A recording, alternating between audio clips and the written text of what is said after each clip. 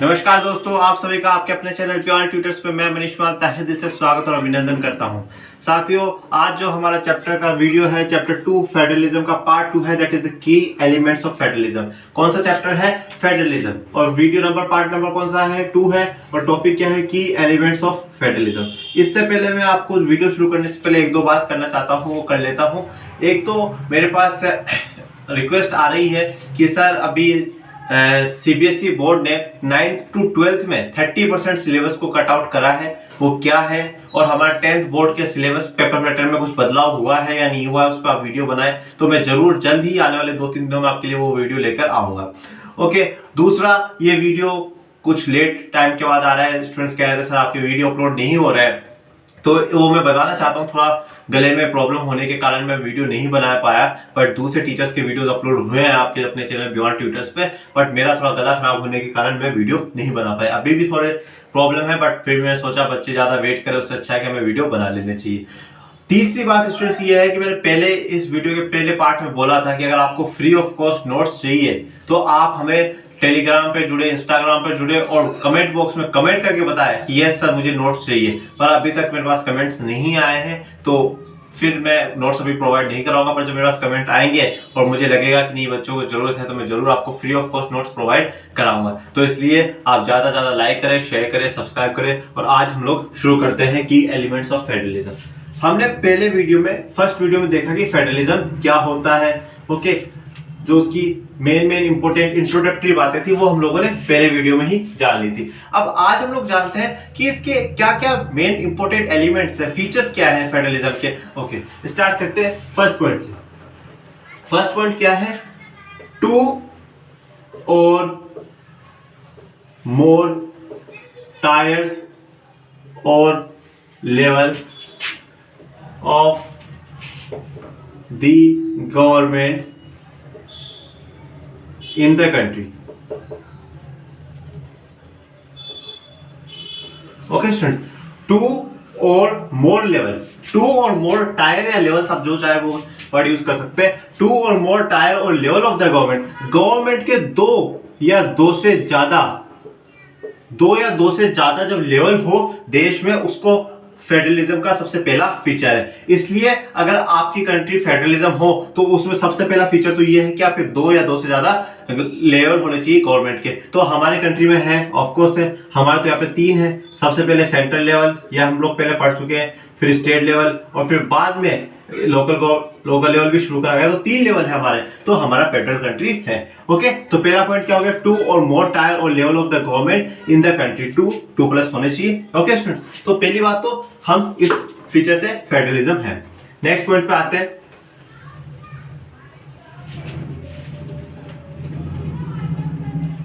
Next point है different government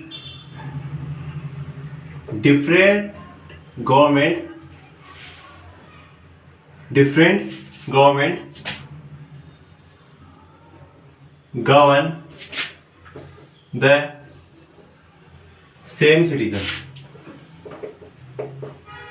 different government govern the same citizen बहुत important है। इस पॉइंट पे बहुत बार स्टूडेंट्स को प्रॉब्लम आती है कि सर ये पॉइंट समझ में नहीं आता, बट आज अच्छे से बिल्कुल मैं समझा जाऊंगा इस पॉइंट को। Different government, okay, different government कैसे? जैसे आप उदाहरण लेते हैं, एक स्टेट गवर्नमेंट की सरकार है, ओके, और एक आपकी यूनियन लेवल की, जो कि पूरे देश के लिए है। ठीक है, स्टेट गवर्नमेंट में हम लोग मान लेते हैं राजस्थान की सरकार है। कहाँ की? राजस्थान की गवर्नमेंट है। इस राजस्थान की जो गवर्नमेंट है, अभी यहाँ के जो सीएम है वो कौन है? ऑनरेबल अशोक गहलोत जी। और यूनियन गवर्नमेंट में कौन होता है? प्राइम मिनिस्टर होता है। तो प्राइम मिनिस्टर कौन है? ऑनरेबल नरेंद्र मोदी जी।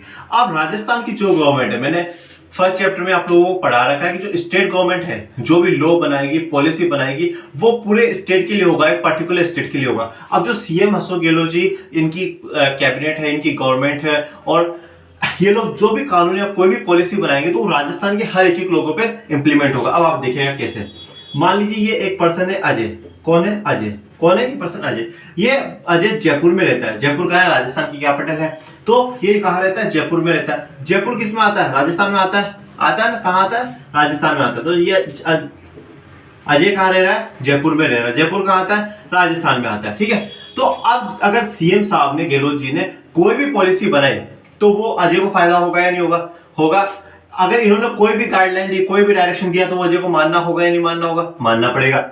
मान लीजिए गेहलोत जी ने बोला भाई साहब कल से 200 रुपए हेलमेट के नहीं होंगे, 500 रुपए होंगे हेलमेट चार्ज, तो अजय मना कर सकता है क्या? नहीं कर सकता, उसको 500 रुपए देने पड़ेंगे। क्यों? क्योंकि स्टेट गवर्नमेंट बोल रही है। यहां तक बात क्लियर। अब ऐसे ही क्या है, अगर प्राइम मिनिस्टर नरेंद्र मोदी जी कोई पॉलिसी बनाते हैं, ठीक है, वो क्या है पूरे देश के लिए बनाएंगे, पूरी कंट्री के लिए बनाएंगे। अजय कहाँ रहता है? जयपुर। जयपुर कहाँ है? राजस्थान में, और राजस्थान तो इंडिया का पार्ट है ना, तो ये इंडिया में भी आ गया। तो अब अगर by chance prime minister Narendra Modi ji ने कह दिया भाई, कोई वो ऐसी लॉ लेके आ जाते हैं, कोई ऐसा पॉलिसी लेके आ जाते हैं, जैसे मान लीजिए डीमोनेटाइजेशन हुआ, नोटबंदी हुई। क्या हुआ? डीमोनेटाइजेशन हुआ, नोटबंदी हुई। तो अब वो नोटबंदी सबके लिए थी, अजय के लिए भी थी ना। अजय को भी अपने जो 500 और 1000 के पुराने नोट्स उनको चेंज कराना था। तो अजय ने क्या है, इसकी भी बात मानी, तो इनकी भी बात मानी। तो क्या हो रहा है, एक जो पर्सन है उसको स्टेट गवर्नमेंट भी गवर्न कर रही है और यूनियन सेंट्रल गवर्नमेंट भी गवर्न कर रही है। उसको दोनों के लॉज, रूल्स एंड पॉलिसी को मानना ही पड़ेगा। तो ये क्या है, डिफरेंट गवर्नमेंट, अलग अलग गवर्नमेंट है, एक स्टेट गवर्नमेंट है, एक यूनियन या सेंट्रल गवर्नमेंट है, govern the same citizen, same citizen. तो वो सेम सिटीजन को गवर्न करना है ना, Ajay is the same citizen. तो अजय क्या है, या सेम सिटीजन है। तो अलग अलग सरकारों ने क्या है, सेम सिटीजन को ही गवर्न करा है। ये बात आपके क्लियर, सेकंड पॉइंट क्लियर हो गया आपके। अब नेक्स्ट पॉइंट पे आते हैं, बहुत इंपॉर्टेंट पॉइंट है, उसमें एक जो वर्ड है वो तो बहुत ही इंपॉर्टेंट है स्टूडेंट्स। तो उस वर्ड को तो आप समझ लेंगे तो आपके बोर्ड एग्जाम्स में बल्ले बल्ले हो जाएंगे, आपको पॉलिटी में प्रॉब्लम ही नहीं आएगी। और बहुत सी बार वो वर्ड आप सुनते भी होंगे पर आप समझ नहीं पाते होंगे, पर आज मैं समझा जाऊंगा। तो क्या है देखिएगा, बट ये जो सेकंड पॉइंट हमने पढ़ा उसी का कंटिन्यूएशन है, आप ध्यान दीजिएगा। But the area of jurisdiction, very important word, इसी वर्ड की मैं बात कर रहा था। But the area of jurisdiction is specified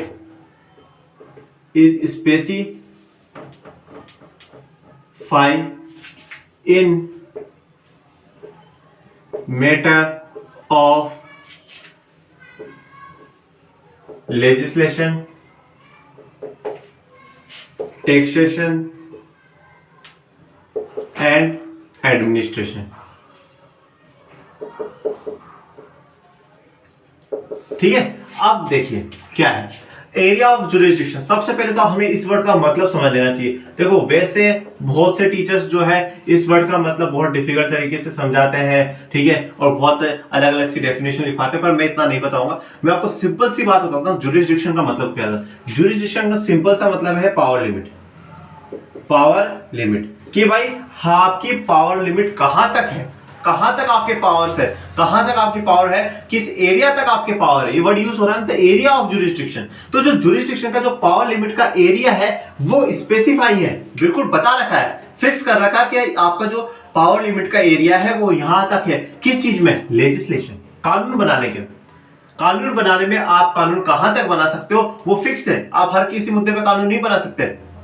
हमारे कॉन्स्टिट्यूशन में आगे भी ये पॉइंट आएगा कि हमारे कॉन्स्टिट्यूशन में मेंशन कर रखा है 3 लिस्ट है students, union list, state list और कंकरेंट लिस्ट। तीनों में मेंशन है कि जो मैटर्स, जो सब्जेक्ट यूनियन लिस्ट में है उन पे कानून सिर्फ यूनियन गवर्नमेंट बना सकता है, जो मैटर्स स्टेट लिस्ट में उनमें कानून सिर्फ स्टेट गवर्नमेंट बना सकता है, और जो मैटर कंकरेंट लिस्ट में उनमें दोनों सरकारें मिलकर कानून बना सकती है। तो लेजिस्लेशन के मामले में इनका क्या कर रखा है, फिक्स कर रखा है, इसी पर आप कानून बनाओ, हर किसी पे नहीं बना सकते।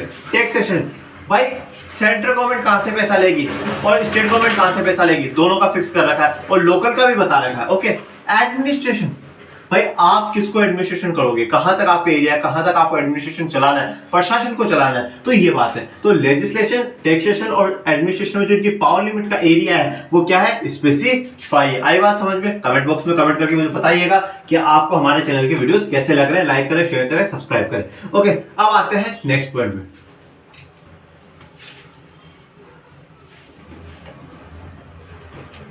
नेक्स्ट पॉइंट देख लीजिए, जुरिस्डिक्शन। अब जुरिस्डिक्शन तो मैंने आपको बता दिया है क्या होता है। Jurisdiction is specified in the constitution.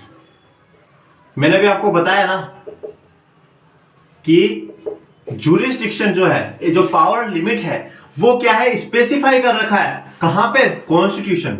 Constitution में बता रखा है कि यूनियन गवर्नमेंट को क्या क्या काम करने हैं, स्टेट को क्या क्या काम करने हैं। जो union list, state list, concurrent list मैंने आपको अभी बताइए, तो ये जुरिस्डिक्शन कहां स्पेसिफाई, कॉन्स्टिट्यूशन में स्पेसिफाई है। ओके, नेक्स्ट आते हैं, next point very important, level of government. एक मिनट, मार्कर चेंज कर लेता हूं मैं।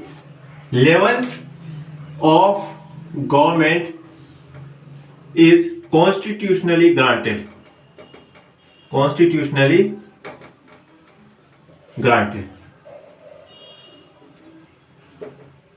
ठीक है, जो लेवल ऑफ गवर्नमेंट है, ठीक है, जो लेवल ऑफ गवर्नमेंट है, सेंट्रल, स्टेट और लोकल, ये जो तीनों लेवल है ना, ये कॉन्स्टिट्यूशनली संविधान के से ग्रांटेड है, रिकॉग्नाइज्ड है। कोई अनकॉन्स्टिट्यूशनल नहीं है कि मन आया लोकल लेवल बना लिया, मन आया स्टेट लेवल बना लिया, नहीं, संविधान में लिखा हुआ है, संविधान ने रिकॉग्नाइज कर रखा है, कॉन्स्टिट्यूशन ने, कि भाई हमारे देश में 3 लेवल सरकार के होंगे। तो लेवल ऑफ गवर्नमेंट क्या है, कॉन्स्टिट्यूशनली ग्रांटेड है। Okay,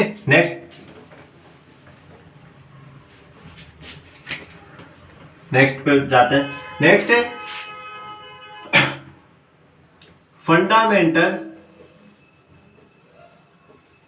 fundamental provision can not change bye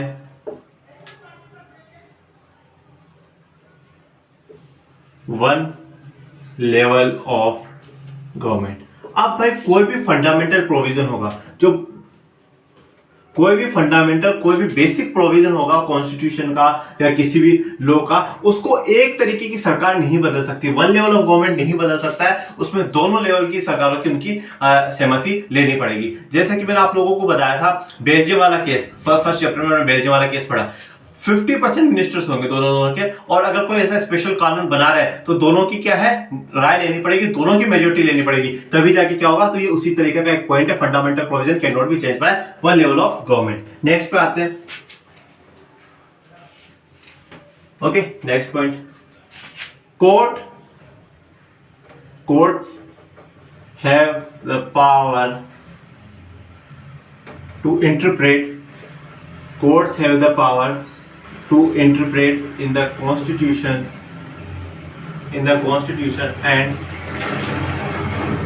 powers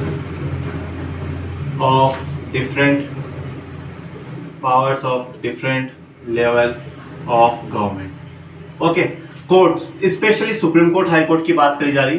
courts have the power, courts के पास क्या है, पावर। देखो अब इसीलिए मैं कहता हूं आपने पहले का वीडियो देखो, चैप्टर फर्स्ट का पहले वीडियो में हमने पूरी बात करी लेजिस्लेचर, एग्जीक्यूटिव, जुडिशरी, तो जुडिशरी आ गया ना। कोर्ट्स के पास पावर है टू इंटरप्रेट, ये मैंने पहले वीडियो में फर्स्ट चैप्टर में बताया था कि कोर्ट के पास पावर है इंटरप्रेट करने की, कॉन्स्टिट्यूशन को, संविधान को इंटरप्रेट करने की। वह संविधान में जो लिखा हुआ है उसको पब्लिक को क्या समझना चाहिए, संविधान क्या कहना चाहता है, एक्चुअली जो बेसिक आइडिया है कॉन्स्टिट्यूशन का वो क्या है, उसे इंटरप्रेट करना। और जो पावर्स है किसकी, डिफरेंट लेवल ऑफ गवर्नमेंट, जो अलग अलग लेवल की सरकार, उनकी पावर्स को भी बताएगा। अगर बाय चांस कभी central government versus state government में कोई भी बात हो जाती है तो कौन उसको सोल्व आउट करेगा, कोर्ट ही तो सोल्व आउट करेगा। कौन सा कोर्ट करेगा, सुप्रीम कोर्ट करेगा। ठीक है, आई बात समझे, तो यहां आपको एक पॉइंट क्लियर हो गया। नेक्स्ट पॉइंट बात करते हैं हम लोग रेवेन्यू को लेकर।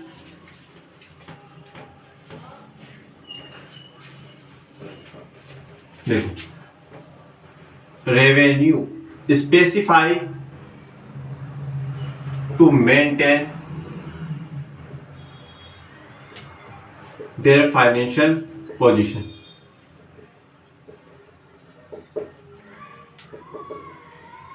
ओके, अब हर सरकार का, सेंटर का, स्टेट का, लोकल का रेवेन्यू स्पेसिफाई कर रखा है। क्या कर रखा है, रेवेन्यू स्पेसिफाई कर रखा है कि भाई पैसा आपके पास आएगा कहां से और कहां खर्च करना है, to maintain their financial position, उनकी फाइनेंशियल पोजीशन को बनाए रखने के लिए कि भाई आपकी जो फाइनेंशियल है, क्योंकि स्टेट गवर्नमेंट है उसको भी अपने स्टेट का डेवलपमेंट करना है, सेंट्रल गवर्नमेंट को पूरी कंट्री का डेवलपमेंट करना है, लोकल गवर्नमेंट को अपने एरिया का डेवलपमेंट करना है, तो पैसा तो चाहिए ना, तो इसलिए रेवेन्यू स्पेसिफाई कर रखा है। हम लास्ट पॉइंट पढ़ते हैं, बहुत इंपॉर्टेंट पॉइंट है, और इसी पॉइंट के साथ हमारा जो भी आज का वीडियो लेक्चर है वो कंप्लीट हो जाएगा। देखिए, फेडरलिज्म जो है, federalism has dual aspect. Federalism के 2 एस्पेक्ट हैं। ओके, पहला एस्पेक्ट जानते हैं और फिर दूसरा एस्पेक्ट भी हम लोग जानेंगे। ओके, पहला एस्पेक्ट जान लेते हैं फिर दूसरा एस्पेक्ट में हम लोग जानेंगे। ठीक है, तो पहला एस्पेक्ट क्या है? Federalism has dual aspect, promote national unity, promote national unity. National unity को क्या करता है? प्रमोट करता है। देखो अब जब क्या होगा, सेंट्रल गवर्नमेंट, स्टेट गवर्नमेंट और लोकल गवर्नमेंट सारी जगह पे जब सरकारें काम करेगी ना, तो लोगों के बीच में क्या रहेगा? एक अच्छा कोऑपरेशन रहेगा और यूनिटी बनी रहेगी। लोगों की सुनने के लिए ज्यादा लोग होंगे।